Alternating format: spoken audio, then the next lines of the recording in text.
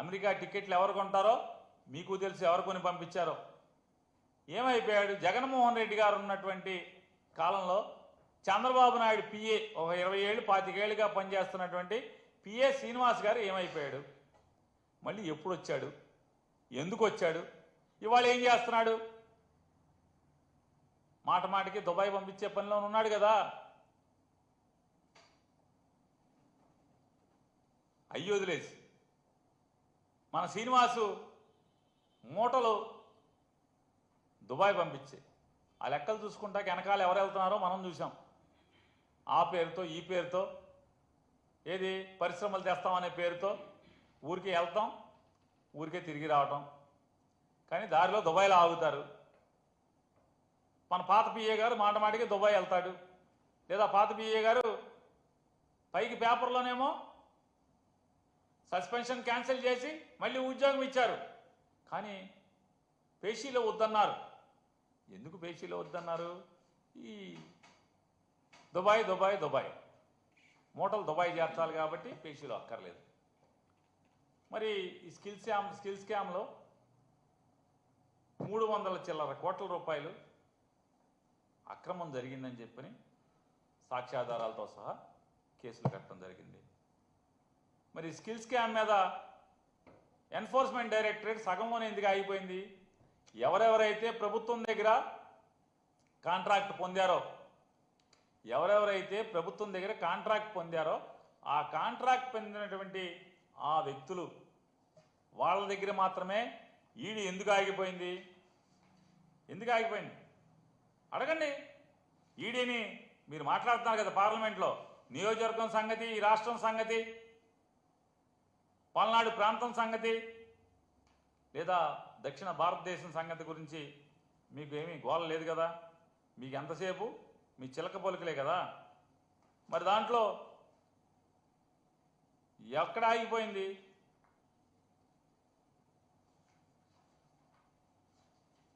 Skill స్కామ్లో ఎవరెవరైతే పాపాలు చేశారో, ఎవరెవరైతే ఈ రాష్ట్రానికి వెలుపల ఉన్న వాళ్ళు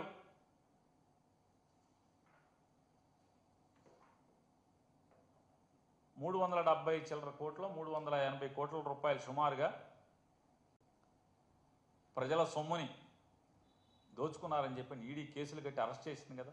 మరి దాంట్లో ఇంకా సగంలో ఎందుకు ఆపారు? ఈ స్కిల్ స్కామ్లో సగంలో ఎందుకు ఆపారని కూడా గట్టిగా పార్లమెంట్లో మీ గొంతుని గట్టిగా లేపండి, గట్టిగా వినిపించండి. అలాగే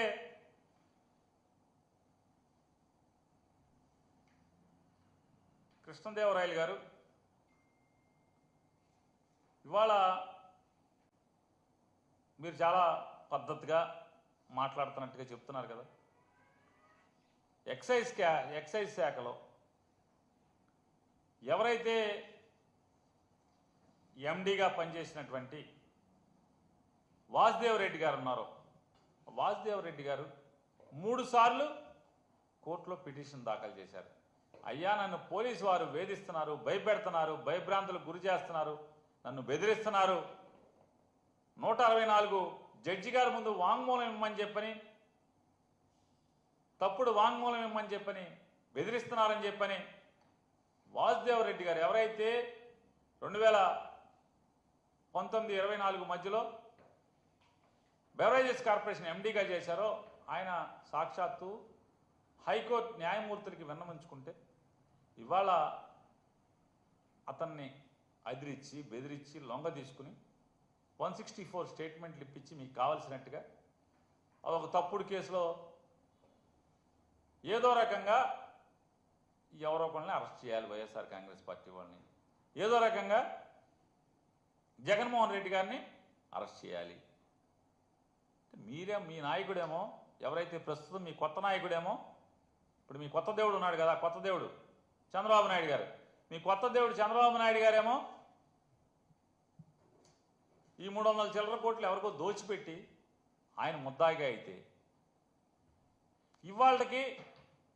ఇవాళ జరుగుతున్నది జగన్మోహన్ రెడ్డి గారి ప్రభుత్వంలో కంటే కూడా ఈ ప్రభుత్వంలో ఎక్కువ డబ్బులు మీరు డిస్టిలరీకి, అంటే ఎవరైతే మద్యం తయారీ కంపెనీలకు పే చేస్తారు. ఎందుకు పే చేస్తారు? మీకేం కావాలో వాళ్ళు ఇవ్వాలి. కాబట్టి మీ నాయకుడికి, మీ కొత్త దేవుడికి ముడుపులు ఏ రకంగా కావాలో వాటిని పెంచడం కోసమే కదా చేసి వాళ్ళ ఎవరెవరో అమాయకుల పేర్లు చెప్పి ఎవరెవరినో వైఎస్ఆర్ కాంగ్రెస్ పార్టీకి కానీ ఈ వ్యవస్థ కానీ సంబంధం లేనటువంటి వ్యక్తుల పేర్లు చెప్పి ఏదో రకంగా జగన్మోహన్ రెడ్డి గారి మీద ఎవరో ఒకళ్ళ పేరుతో మీరు ముద్దాయం చేయాలనేటువంటి తప్పుడు ఆలోచన కోసం పార్లమెంటును కూడా వాడుకోవటం, లోక్సభని వాడుకోవటం, ఇంతకన్నా దిగజారి రాజకీయాలు చేయటం ఇంకేమన్నా ఉంటుందా? ఇవాళ మీరు స్కిల్ స్కామ్ గురించి మాట్లాడితే బాగుంటుంది పార్లమెంట్లో. అలాగే